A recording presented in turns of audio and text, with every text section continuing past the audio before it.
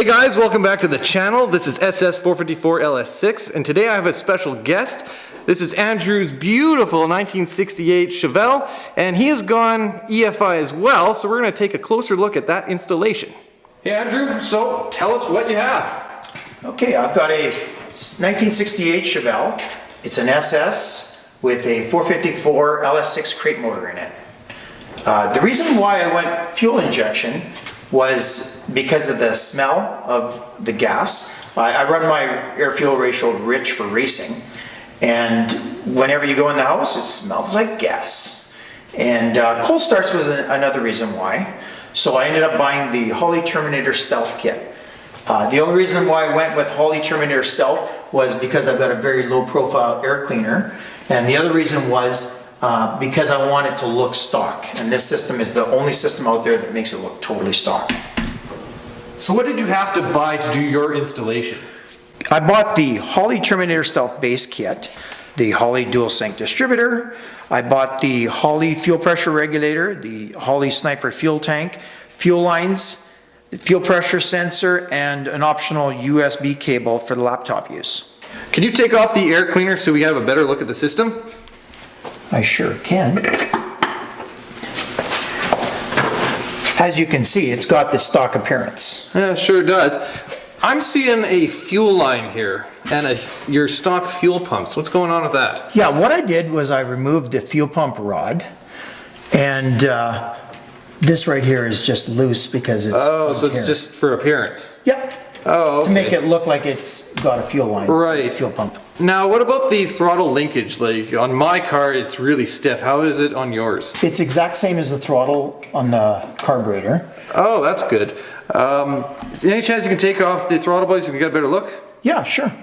This is the Holley carburetor and that I removed, and this is the air cleaner that I'm using. It's a GM 2-inch drop base air cleaner, and it fits nicely at the bottom here. There's lots of space between the float poles. Now we go to the Terminator Stealth, and we place it on there, and this is a much tighter fit. This actually had to be modified. Oh yeah, it's way tighter. Yeah, it's way tighter, but it does work. You just have to modify it slightly. Yeah, even around your fuel lines and everything. Okay. So what'd you do to get that to fit? Okay, to make it fit, I basically cut this with a hacksaw here, here, and there, and then I notched out these little pieces, basically just chipped them out. And also to make it fit at the front, I had to grind down the fuel line a little bit and the bowls a little bit. And you just painted that? I just painted over top of it, both sides. And it does fit very tightly. And well, you had to modify your fuel line though, didn't you? Yeah, the fuel line, this is the fuel line that it comes with. And it's just not going to fit under your No, it was just too short. So I modified it to make it the same length as what I used to have. So I kind of modified it with my, I made new fittings here. This is the 6AN and this is the original, or the other. Did you have to do anything to this to make it like stop flowing fuel? Yeah, what I did is I welded in a little bung in here, and now the fuel just goes basically this direction, just like a carburetor would. Gotcha. And that's your IAC motor, isn't it? Yep, that's the IAC motor, and at the bottom here, this is the carburetor base gasket that it came with, or the throttle body base gasket, and it seems to cover 90% of the IAC motor. I didn't really like that, so what I did is I chose to cut down mine. I just cut it with a pair of scissors, and I opened it up. Also, there's a bottom hole here, and I'm not sure exactly what that does, but I opened that up also, because there's no chance of leaks. And your idle's fine on your car, isn't it? Yep, I had no problems with the idle, everything's fine. And I've also got these two ports here. The one is for the vacuum, which I'm not using, and the other one is for the throttle, sorry. The other one's for the PCV, which I am using. Yeah. But I had to modify it. What I did is I ground it down with a grinder to get it in place. Otherwise, it's so tight there that you can't get the hose all the way in. So now it goes all the way in, and I also tie strapped it because I didn't like the way it would slide out. Oh, that's a good idea. This little bolt there, that's just to keep your throttle bracket from twisting, isn't it? Yeah, the Holley didn't have that, but the carburetor didn't have that, but it's much better Oh, that's a good idea. to have that to keep the throttle tight. Cool. So with this system, I'm not seeing a whole lot of wires or even the ECU. So how did you install this kit? Okay, I printed this out for the viewers, and the ECU is mounted separately on this system. I removed all the high quality wire covering and ran the wires to their approximate locations. I made some brackets on the ECU and mounted it on the inside of the left front fender. The main power and ground wires run through the front of the radiator, under the battery, to the positive cable and to the negative cable. We have the red-white wire that goes to the switched 12-volt ignition. It's located in the fuse box. It goes through the firewall. And the 3.5-inch display also goes through the firewall. And it goes to the center console. So it starts from the ECU and it goes all the way along the inner fender, and then it goes down, and by the clutch pedal is where it actually goes into through the firewall inside the vehicle. Okay. Then we have the 12-volt red, and basically I routed that one all the way through, and it's tied in with this heavy red wire right to the battery positive. Okay. And now we have the black chassis ground. I just went somewhere in the firewall, and the fuel pump green goes all the way to the fuel tank, because that's where the fuel pump is. Okay. And now we have the white wire, and it goes to the white wire of the MSD. Where is that located? And the MSD is located right there. Let's see if I can zoom in and see that. Oh, yes. Yeah, and it's an MSD Digital 6 Plus. Okay, everything from here on in is plug and play. The oxygen sensor is located on the left inside fender. You said that was recommended by Holley, right? Yes. Okay. Okay, and the coolant temperature sensor is located on the right intake manifold. It's routed from the ECU along the fender well, up along the firewall, and through the valve, top of the valve cover. And then I've mounted it right on the intake manifold there. Okay. Okay, the next one is the optional fuel pressure sensor.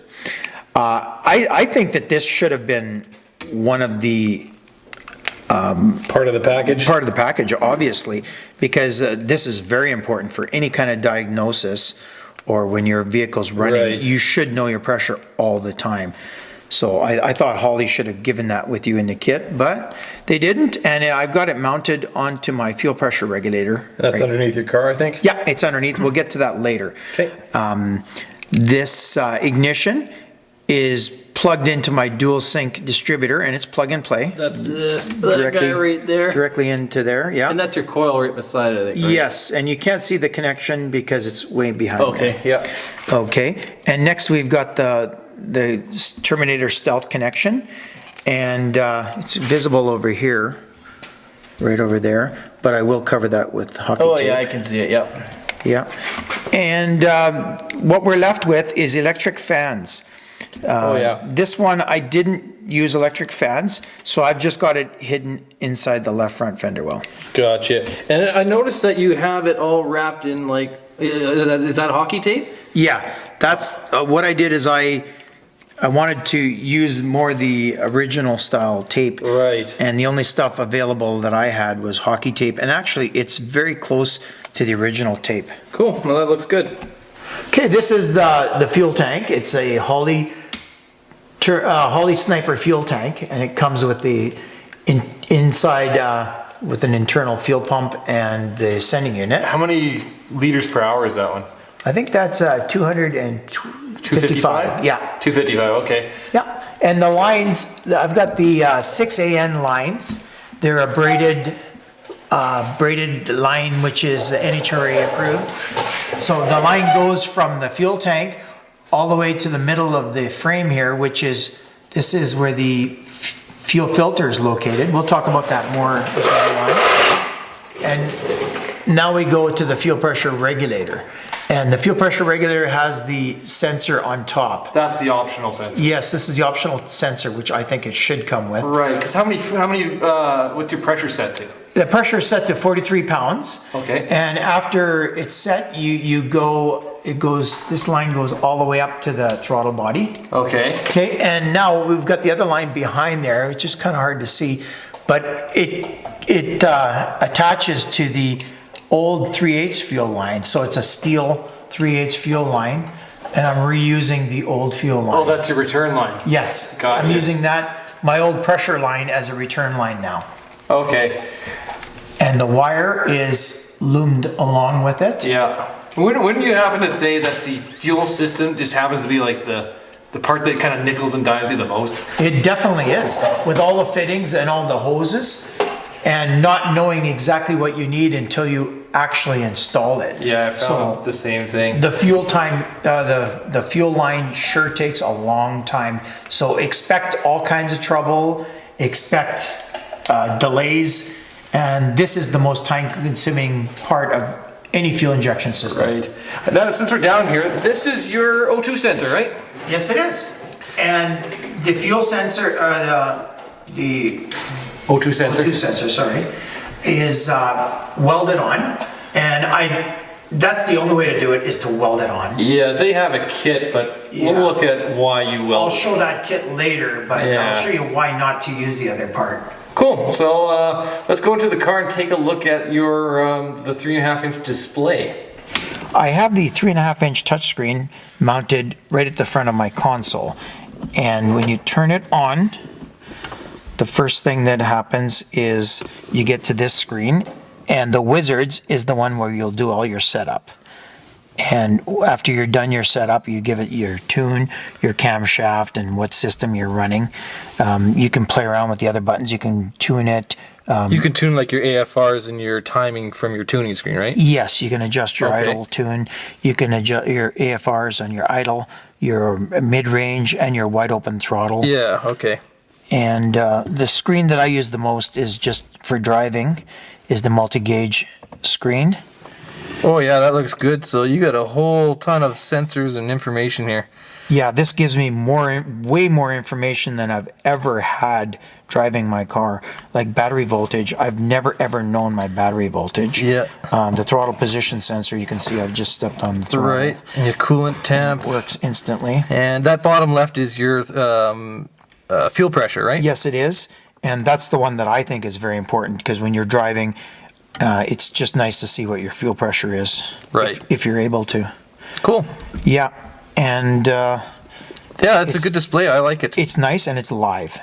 So we're back on the bench, and I see we have a fuel filter and a piece of exhaust pipe. What do we got going on here?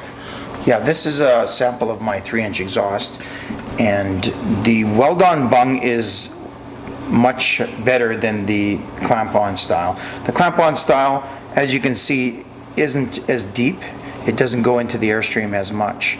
So the weld-on bung is highly preferred. Yeah. I would actually never go like that, and mine wouldn't work anyways because the clamps that it comes with are too small.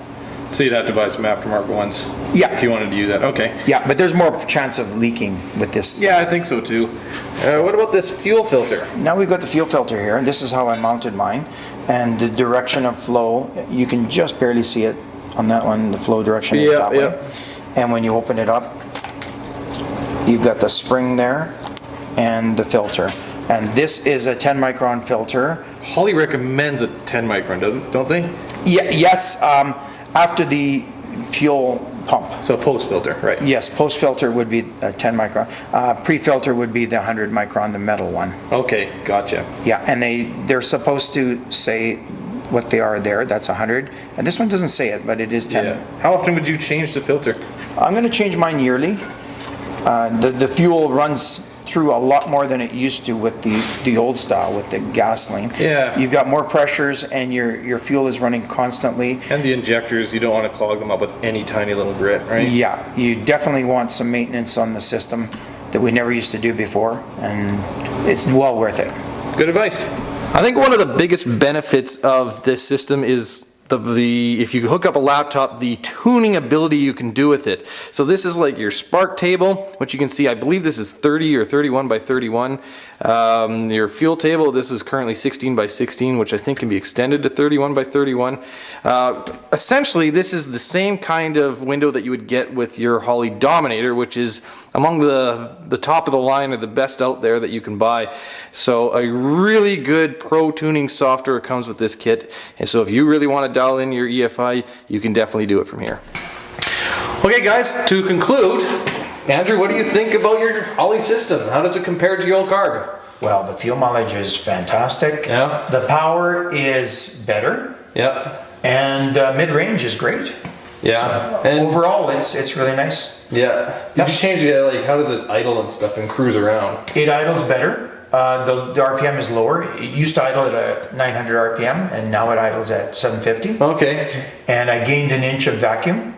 That's pretty significant. Yeah, it is. That's really good. And I ran the carburetor for 25 years without any issues, and tuned it very well over the years. And this still is better, eh? This is way better. Nice. And I love the fact that you don't have to go underneath the hood to make changes in the tune. It's all can be done through the computer or your laptop. I'm looking forward to that. Yeah, awesome. All right, guys. Well, if you like the video, hit the like button. If you want to see more videos on this car right here, hit the subscribe button. And as always, thanks for watching.